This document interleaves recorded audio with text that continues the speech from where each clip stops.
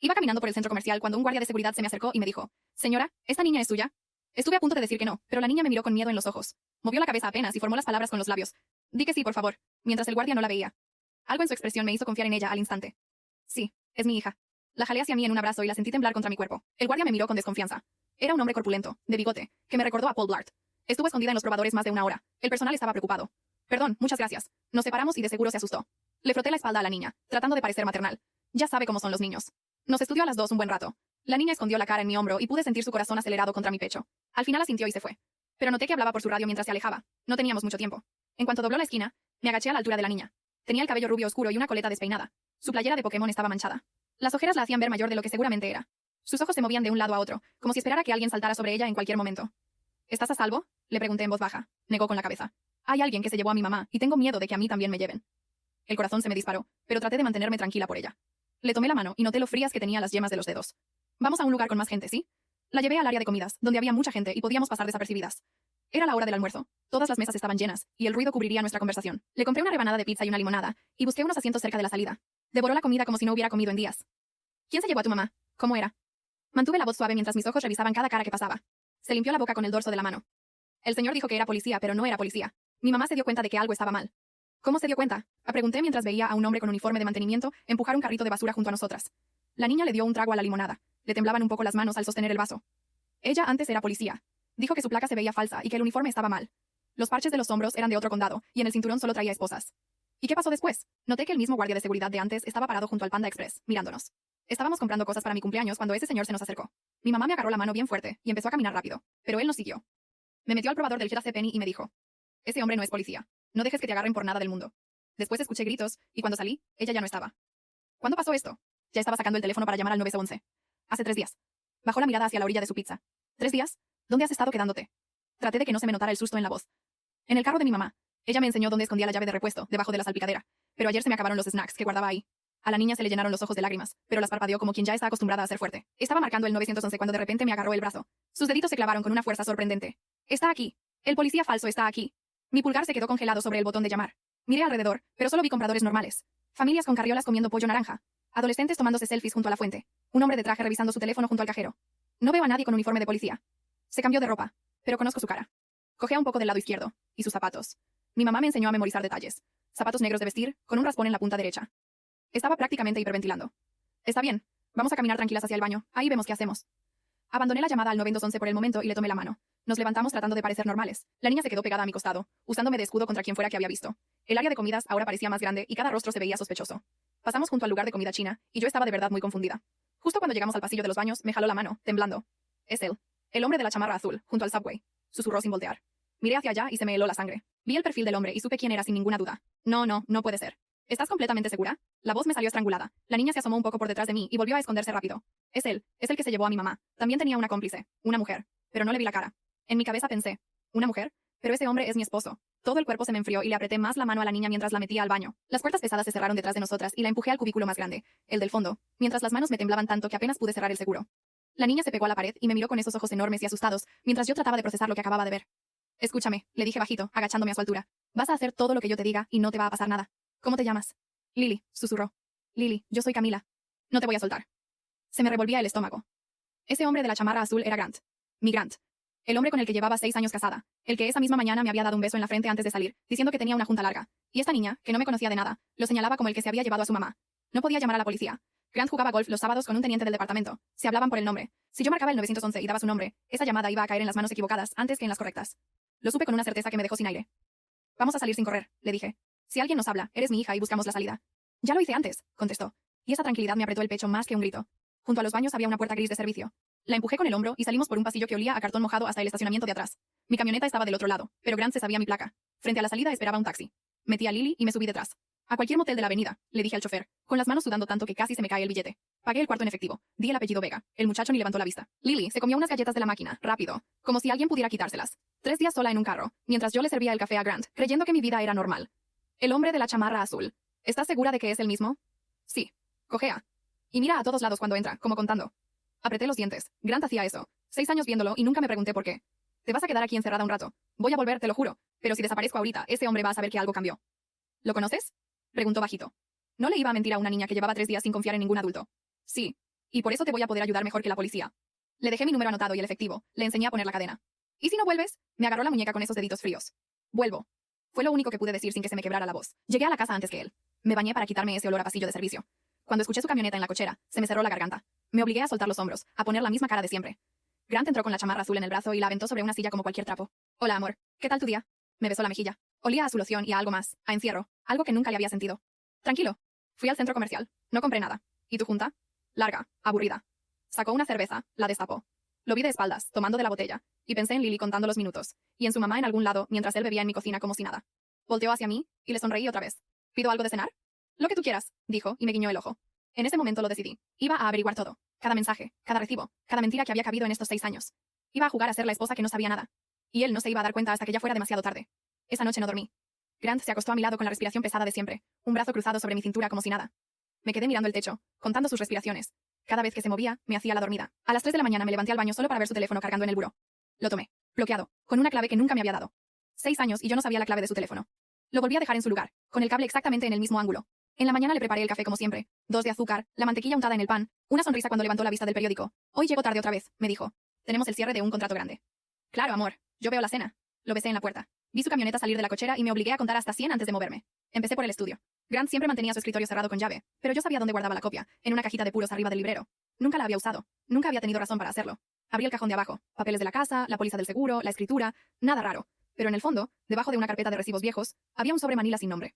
Adentro había recibos de renta de una bodega. Un lugar en las afueras, por la carretera vieja rumbo al sur, pagado en efectivo, mes con mes, desde hacía casi un año. La dirección estaba escrita a mano. Grant nunca me había mencionado ninguna bodega. No teníamos ningún negocio que necesitara una. Le tomé foto a cada recibo, uno por uno, y acomodé todo como estaba. Seguí buscando. En la cochera, Grant tenía una caja de herramientas que yo creía que llevaba años sin abrir. La destapé. Debajo de la charola de arriba, envuelto en un trapo grasoso, había un segundo teléfono. Barato, de esos de prepago. Se me aceleró el pulso tanto que lo escuché en los oídos. Lo prendí. No tenía clave. Los mensajes eran cortos, sin nombres, casi todos con un solo número guardado como A. ¿Ya está en el lugar? Sí, tranquila. La mujer no habla. ¿Qué hacemos? Nada. Aguanta. Ashley dice que hay que moverla antes del fin de semana. Ahí estaba el nombre, Ashley. Leí cada mensaje 2 veces con los dedos entumidos. La mujer. Hablaban de la mamá de Lily como si fuera una caja que había que cambiar de lugar. Le tomé foto a toda la conversación, apagué el teléfono, lo envolví igual y lo dejé exactamente donde estaba. Me senté en el piso de la cochera un momento porque las piernas no me respondían. Mi esposo. Una bodega. Una mujer llamada Ashley. Y una mamá encerrada en algún lado desde hacía 3 días mientras yo le doblaba las camisas a este hombre y le echaba 2 de azúcar al café. Compré un cuaderno barato en la farmacia, de esos de raya, y lo escondí dentro de la funda de mi máquina de coser, donde Grant jamás metía la mano. Anoté todo. La dirección de la bodega, las fechas de los recibos, cada mensaje que había leído, el nombre de Ashley. Escribí como si fuera un reporte, no como una esposa. Si iba a hacer esto, lo iba a hacer bien. No podía llegar con la policía y decir creo que. Tenía que llegar con algo que nadie pudiera ignorar, ni siquiera el teniente amigo de Grant. A mediodía fui al motel. Toqué la puerta como le había enseñado, 2 golpes y una pausa, para que supiera que era yo. Lily abrió con la cadena todavía puesta, revisó por la rendija y luego me dejó pasar. Le llevé comida de verdad, arroz, pollo, un jugo frío. Comió despacio esta vez, como si empezara a creer que iba a haber otra comida después de esta. ¿Encontraste a mi mamá? Preguntó sin levantar la vista del plato. Todavía no, pero ya sé por dónde buscar. Saqué el teléfono y le enseñé la foto de la dirección. ¿Este lugar te suena? ¿Tu mamá alguna vez habló de una bodega? ¿Algo por la carretera del sur? Lily se quedó pensando, masticando despacio. El señor tenía un llavero con muchas llaves, y sus manos olían feo, como a gasolina, como cuando arreglan un carro. Me acordé del olor a encierro que Grant traía la noche anterior. Encierro y algo debajo. Gasolina. Lily, necesito que aguantes aquí un poco más. Y no es porque me olvide de ti. Voy a venir todos los días, ¿ok? No estoy sola, dijo, y por primera vez casi sonrió. Tú vienes. Sentí un jalón por dentro, en el pecho, que me costó tragar. Esta niña llevaba 3 días confiando en la única adulta que no la había traicionado. Y esa adulta estaba casada con el hombre que le quitó a su mamá. Antes de salir, revisé la cadena con ella otra vez. Le dejé más comida en la bolsa y le repetí mi número por si el papelito se perdía. Si alguien que no soy yo toca esa puerta, no abras. Ni aunque diga que es policía. ¿Me entiendes? Lily asintió muy seria. Esa frase la había aprendido de su mamá, y ahora se la repetía yo. Regresé a la casa antes que él, como el día anterior. Guardé el cuaderno, puse la mesa, me lavé la cara para que no se me notara la noche sin dormir. Cuando Grant llegó, traía el teléfono pegado a la oreja y la mandíbula apretada. Sí, ya sé. Yo me encargo. Colgó apenas me vio y me sonrió como si no pasara nada. Amor, me habló el trabajo. Tengo que salir un rato en la noche. ¿A esta hora? Puse cara de esposa preocupada, no de esposa que ya sabía. Cosas del cierre. No me esperes despierta. Le serví de cenar, le llené el vaso, le sonreí cuando me guiñó el ojo, y por dentro apunté la hora en mi cabeza. Porque esa noche, por primera vez en 6 años, yo iba a saber exactamente a dónde iba mi esposo. Esa noche esperé a que Grant sacara la camioneta de la cochera y conté hasta 20 antes de encender la mía. Manejé con las luces apagadas hasta la esquina, y solo las prendí cuando ya iba en la avenida, dejando que 2 o 3 carros se metieran entre su camioneta y yo. Las manos me sudaban en el volante. Nunca en mi vida había seguido a nadie, mucho menos a mi esposo. Grant agarró la carretera vieja rumbo al sur, la misma de los recibos. Las luces de la ciudad se fueron quedando atrás hasta que solo quedó el asfalto oscuro, y de vez en cuando, el letrero apagado de una gasolinera cerrada. Bajé la velocidad para no pegarme demasiado. A lo lejos vi cómo su camioneta se metía por un camino de terracería entre bodegas de lámina, de esas que se rentan para guardar maquinaria. Apagué las luces otra vez y me estacioné detrás de un tráiler abandonado, lejos, con el motor apagado. Desde ahí alcanzaba a ver la bodega. Grant se bajó, sacó un llavero con muchas llaves, el mismo llavero que Lily había descrito, y abrió un candado grande. Un foco amarillo se prendió adentro. Y entonces vi la otra camioneta. Era blanca, nueva, estacionada de lado como quien ya conoce el lugar. Una mujer se bajó, alta, cabello claro recogido, chamarra deportiva. No le alcancé a ver la cara, solo la manera en que caminó directo hacia Grant, sin miedo, como si esa bodega fuera tan de ella como de él. Se pararon a hablar bajo el foco. Ella movía las manos, molesta. Grant negaba con la cabeza. Me resbalé en el asiento hasta que solo me quedaron los ojos por encima del volante. El corazón me golpeaba tan fuerte que pensé que se iba a oír afuera. Grant abrió la puerta corrediza de lámina, la grande, y por un segundo, un solo segundo, la luz de adentro dejó ver algo al fondo. Una silla. Y en la silla, una forma. Alguien sentado, quieto, con la cabeza baja. Se me cortó la respiración. Estaba ahí. La mamá de Lily estaba ahí, a menos de 100 metros de mí, y yo no podía hacer nada. Grant volvió a cerrar la puerta. La mujer sacó una bolsa de su camioneta y se la entregó. Comida, tal vez. La cargaban lo justo para mantenerla viva, nada más. Eso me dio un asco que me subió por la garganta. Iba a sacar el teléfono para tomarles una foto cuando las luces de otro carro barrieron el camino de terracería. La mujer volteó de golpe hacia donde yo estaba. ¿Quién anda ahí? La oí gritar, y empezó a caminar hacia el tráiler abandonado, hacia mí. Me tiré de lado sobre el asiento del copiloto, con la cara pegada al vinil frío, pidiendo que la oscuridad me tapara. Escuché sus pasos sobre la grava, cada vez más cerca. Se detuvo. Prendió la linterna del teléfono y la pasó por encima de mi cofre. No respiré. No moví ni un dedo. El haz de luz se quedó un momento sobre mi parabrisas y luego, gracias a Dios, el otro carro que había entrado tocó el claxon. Era un velador haciendo su ronda. Ella se volteó a verlo. Nada, es el velador, le gritó a Grant. Aproveché ese segundo, me pasé al asiento del chofer agachada, arranqué sin luces y me fui por el otro lado del camino con el corazón en la boca, sin mirar atrás hasta que ya estaba de vuelta en la carretera. Manejé temblando. Me orillé como a 2 kilómetros, abrí la puerta y vomité en la orilla del asfalto. No de miedo nada más, de rabia. De imaginarme a esa mujer amarrada a una silla mientras Grant le llevaba comida como quien le echa las sobras a un perro. Y luego se iba a dormir a mi lado y me pedía 2 de azúcar en el café. Al día siguiente fui al motel más temprano que de costumbre. Lily me abrió con la cadena, como siempre, pero esta vez me di cuenta de que había dormido con los zapatos puestos, lista para correr. Le puse enfrente el desayuno y me senté en el piso, a su altura. Lily, anoche vi a tu mamá. La niña soltó el tenedor. ¿Está viva? Está viva. Se le llenaron los ojos, pero no lloró. Se limpió rápido con la manga. Necesito ayuda para sacarla de ahí, y no puedo pedírsela a la policía de aquí. Tu mamá. ¿Tenía a alguien de confianza? Alguien que también fuera policía, de antes. Lily se mordió el labio, igual que seguro le enseñó su mamá. El señor Frank. Era el compañero de mi mamá cuando ella todavía era policía. Ya está viejo, ya no trabaja. Pero mi mamá siempre decía que si algo pasaba, que buscara al señor Frank, que él sí era de los buenos. ¿Sabes su apellido? ¿Dónde vive? Frank Doyle. Vive cerquita del Parque de los Patos, en una casa con una troca vieja azul enfrente. Fui una vez con mi mamá. Anoté cada palabra en mi cuaderno. Frank Doyle, el Parque de los Patos. Una troca azul. ¿Cómo era tu mamá de policía? Le pregunté, más por mantenerla hablando que por otra cosa. A Lily se le suavizó la cara. Buena, una vez atrapó a un señor que le pegaba a su esposa, y la señora le llevó galletas a la casa como un año seguido. Mi mamá guardaba sus placas viejas en una caja de zapatos. Me dejaba tocarlas, pero no sacarlas a la calle. Se quedó callada un momento. Ella siempre revisa las salidas cuando entramos a un lugar, igual que el señor de la chamarra, pero mi mamá lo hace para cuidarme. Él lo hacía para otra cosa. Me tragué el nudo que se me hizo en la garganta. Esta niña de 7 años ya sabía distinguir esas dos cosas, y saberlo me dio más coraje que casi todo lo que había visto en esa semana. Por primera vez desde que todo esto empezó, sentí que no estaba completamente sola. Le apreté la mano a Lily. Voy a buscar al señor Frank hoy mismo. Dile que la niña de Diane lo mandó, dijo ella. Así te va a creer. Diane, así se llamaba su mamá. Diane. Lo escribí también, porque hasta ese momento la mujer de la silla no había tenido nombre, y ahora sí lo tenía. Y eso lo hacía todo más real, y más urgente. El Parque de los Patos estaba del otro lado de la ciudad, en una colonia vieja de casas bajas con jardines secos. Di 3 vueltas antes de encontrar la troca azul, descolorida por el sol, estacionada enfrente de una casa con la pintura pelándose y una bandera americana medio deshilachada en el porche. Me quedé un momento en el carro, juntando valor. Luego bajé y toqué. Abrió un hombre grande, de unos 70 años, con una playera manchada de café y unos lentes en la punta de la nariz. Me miró de arriba abajo como solo mira a alguien que fue policía toda su vida. ¿Sí? ¿Frank Doyle? ¿Quién pregunta? Respiré hondo. La niña de Diane me mandó. Lily. El nombre le cambió la cara. Los hombros se le pusieron rígidos y la mano que tenía en la puerta se apretó contra el marco. ¿Dónde está la niña? ¿Está bien? Está a salvo, conmigo. Pero Diane no. Se me quedó viendo un segundo largo. Luego abrió la puerta del todo. Pásale. La casa olía a café requemado y a periódico viejo. Me senté en un sillón hundido y saqué mi cuaderno. No me anduve con rodeos. Le conté todo desde el principio. La niña en el centro comercial, el guardia, el hombre de la chamarra azul que resultó ser mi esposo, la bodega, el segundo teléfono, Ashley, la mujer amarrada a una silla que había visto la noche anterior con mis propios ojos. Le puse el teléfono enfrente y le fui pasando las fotos, una por una, los recibos, los mensajes, la dirección escrita a mano. Frank las veía sin decir nada, apretando la mandíbula. Cuando llegué al mensaje que decía, hay que moverla antes del fin de semana, se bajó los lentes y se talló la cara con las 2 manos. Diane vino a verme hace como mes y medio, dijo por fin, con la voz ronca. Me dijo que se había topado con algo, que había gente pagando para que asustaran o desaparecieran a otra persona por un rato. Deudas, divorcios, testigos molestos, lo que fuera. Un negocito de miedo por encargo, con alguien adentro de la policía cubriéndolos. Se detuvo. Yo le dije que se estuviera quieta, que ya no era su trabajo, que tenía una hija. Le dije que estaba viendo fantasmas. Golpeó el brazo del sillón con el puño. 3 semanas después dejó de contestar el teléfono, y yo como un viejo idiota, pensé que se había ido de la ciudad sin avisar. Me quedé mirándolo, a ese hombre grande que de repente se veía muy viejo y muy cansado. No es tu culpa, le dije. El que se la llevó fue Grant, no usted. Frank negó con la cabeza. Yo fui policía 40 años, señora. Aprendí a oler cuando alguien me está diciendo la verdad, y Diane me la estaba diciendo. La ignoré porque era más cómodo pensar que exageraba. Eso sí es mi culpa. Se levantó a servirse más café que no se iba a tomar. Pero no me voy a quedar sentado esta vez. Hay un problema más, le dije. Grant tiene un amigo en el departamento, un teniente. Juegan golf los sábados. Si llamo al 911 y doy el nombre de mi esposo, esa llamada va a caer con la persona equivocada. ¿Cómo se llama el teniente? Barnes. Frank soltó una risa sin nada de gracia. Barnes. Claro que es Barnes. Ese trae camioneta nueva y una lancha con sueldo de policía. Se levantó y sacó de un cajón una libreta más vieja que la mía. Ese es el que tapa. Por eso Diane no podía ir por los canales normales. Y por eso tú tampoco. Entonces, ¿qué hacemos? Pregunté. No puedo ir a la policía. No puedo ir sola. Frank se quedó pensando, dándole vueltas a una taza de café frío. Tengo un muchacho. Bueno, ya no es muchacho. Lo entrené yo hace 20 años. Hoy trabaja en la oficina del fiscal del estado, lejos del alcance de Barnes. Si le llevo esto, señaló mi cuaderno, con las fotos, las fechas, la dirección, no lo va a poder ignorar. Pero tiene que ser en flagrancia. Necesitamos agarrarlos moviendo a Diane, con las manos en la masa, para que Barnes no pueda tapar nada ni alegar que fue un malentendido. El mensaje dice antes del fin de semana, dije. Entonces tenemos muy poco tiempo, contestó Frank. Y tú eres la única que puede saber cuándo y a dónde la van a mover. Tú vives con él. Se me revolvió el estómago otra vez. ¿Quieres que vuelva a mi casa y siga fingiendo? Quiero que hagas exactamente lo que has estado haciendo, un poco más. Solo hasta que sepamos la hora y el lugar. Después no te acercas y nos dejas el resto a nosotros. Me miró por encima de los lentes. Y si en cualquier momento sientes que él sospecha, te sales. Una mujer muerta no le sirve a nadie, menos a esa niña. Le di el número del motel donde estaba Lily, con la clave de los 2 toques, por si algo me pasaba. Frank lo anotó con letra temblorosa pero firme. La voy a cuidar como si fuera mía, dijo, y le creí. En la puerta me detuvo. Oye, lo que estás haciendo, la mayoría de la gente se habría ido corriendo. Se habría hecho la que no vio nada. Tú no. No supe qué contestar. Solo pensé en Diane, en esa silla, y en Lily durmiendo con los zapatos puestos. Esa noche en la cena, Grant estaba de buen humor.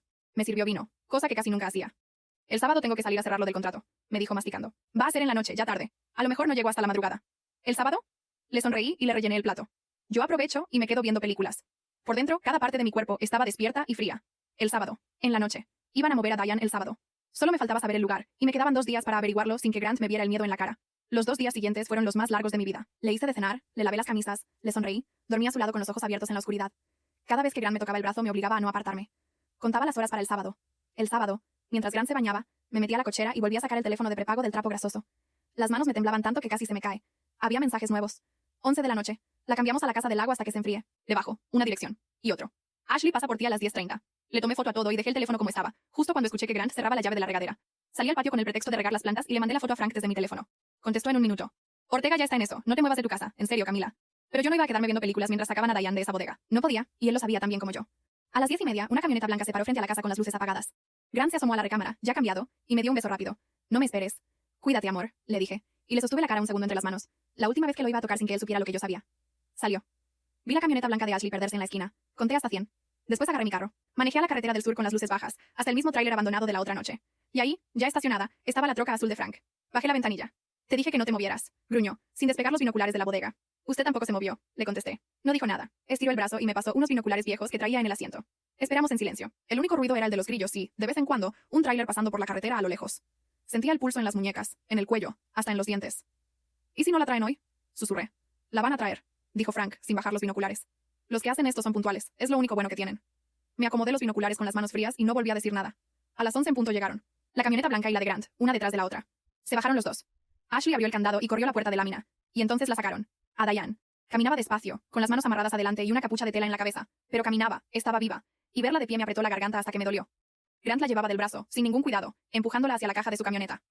Ahí vienen, susurró Frank. Del otro lado del camino, sin sirenas, 3 carros sin logotipo se metieron con todo y frenaron en seco alrededor de ellos. Se abrieron las puertas de golpe. Policía del estado. Manos donde las pueda ver. Los faros los agarraron a media maniobra. Grant se quedó tieso con la mano todavía en el brazo de Diane. Ashley soltó la bolsa que cargaba y echó a correr hacia la oscuridad, pero 2 agentes la alcanzaron antes de 10 metros y la bajaron contra la grava. No aguanté. Salí del carro. Frank me gritó algo por detrás, pero no lo escuché.